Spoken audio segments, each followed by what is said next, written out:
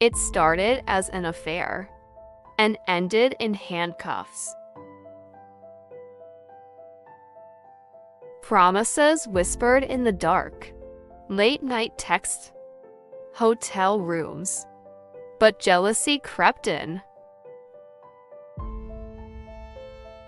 Money went missing.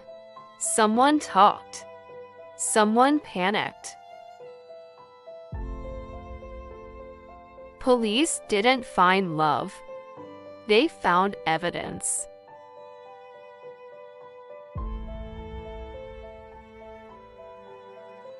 And when the handcuffs snapped shut, she realized the man she was cheating with was the one who reported her.